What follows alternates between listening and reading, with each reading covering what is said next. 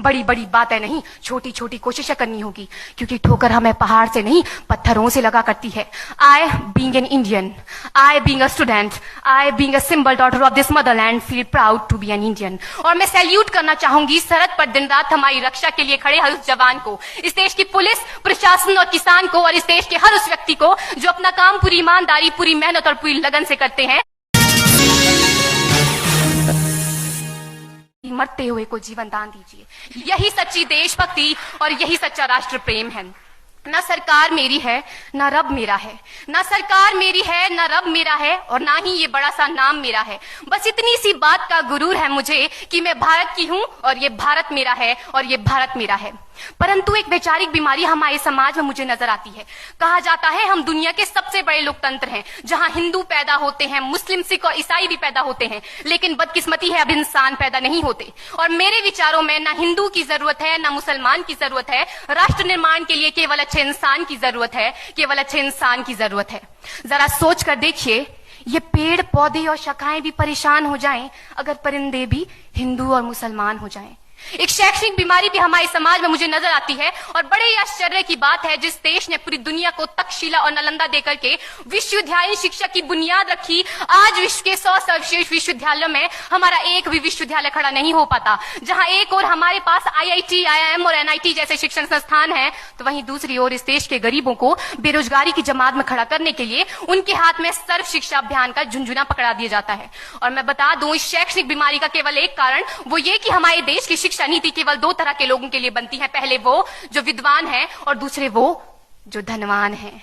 इसी तरह की कई गजब की बीमारियां हैं, और इन बीमारियों की जो जड़ है ना, वो हमारा अंधविश्वास। और मेरे विचारों में जब तक इस देश का युवा अपनी सफलता के लिए मंदिरों में जा जाकर नारियल फोड़ फोड़ कर भगवान को रिश्वत लगाता रहेगा, हमारे समाज का शिक्षित वर्ग ही बिल्ली के रास्ता काटने पर खड़े हो जाना, अपने धर्म, अपनी जाति को ऊंचा मानकर दूसरों के धर्म की अवहेलना करता रहेगा, तब तक ना तो इस देश से अंधविश्वास खत्म होगा और ना ही हमारा राष्ट्र निर्माण संभव होगा। हमारी संस्कृति, हमारी सभ्यता को दुनिया ने शीश नवाया है, तो क्यों आस्था के नाम पर हमने अंधविश्वास फैलाया है? मेरे विचारों में हमारा राष्ट्र निर्माण तब संभव होगा जब इस देश में महिलाओं की पूजा नहीं, उनकी इज्जत की जाएगी। राष्ट्र निर्माण तब संभव होगा जब हम जातिगत आरक्षण नहीं बल्कि सामाजिक सशक्तिकरण पर बात करेंगे। राष्ट्र निर्माण तब संभव होगा जब स्वच्छता अभियान में केवल सरकार नहीं बल्कि सड़क पर चलने वाला हर एक नागरिक हाथ बंटाएगा, स्वच्छ भारत, स्वस्थ भारत को दिल से अपनाएगा। असल मायने में हमारा राष्ट्र निर्माण तब संभव होगा जब एक गरीब बच्चा मध्याह्न भोजन के नहीं बल्कि ज्ञान अर्जन के लिए सरकारी स्कूल की चौखट पर कदम रखेगा। और हमारा राष्ट्र निर्माण तब तक संभव नहीं होगा जब तक एक नागरिक नैतिक रूप से सटीन, चारित्रिक रूप से भ्रष्ट, मानसिक रूप से दिवालिया, धार्मिक रूप से अंधा, राजनीतिक रूप से गंदा, स्वैच्छिक मान मूल्यों के आंकड़ों में जिन्न शिन्न पैपंदमयी अखंड भारत को खंड खंड करता रहेगा, तब तक हमारा राष्ट्र निर्माण संभव नहीं होगा। बड़ी बड़ी बातें नहीं, छोटी छोटी कोशिशें करनी होगी, क्योंकि ठोकर हमें पहाड़ से नहीं पत्थरों से लगा करती है।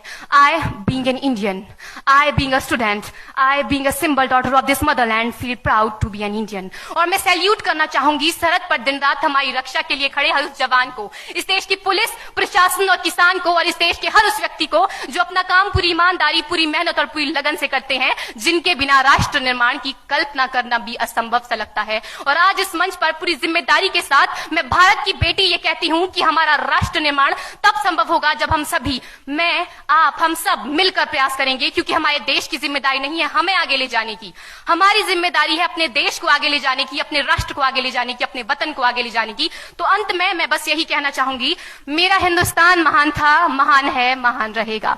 मेरा हिंदुस्तान महान था, महान है, महान रहेगा। होगा हौसला सबके दिलों में बुलंद तो एक दिन पाकिस्तान भी जय हिंद कहेगा। पाकिस्तान ही क्यों, सारा जहान जय हिंद कहेगा, क्योंकि सारे जहां से अच्छा हिंदुस्तान हमारा, सारे जहां से अच्छा हिंदुस्तान हमारा, हम बुलबुलें हैं इसकी, ये गुलिस्तान हमारा, ये गुलिस्तान हमारा। जय Hind, Vande Mataram. Like and subscribe Nation News. Like and subscribe Nation News India.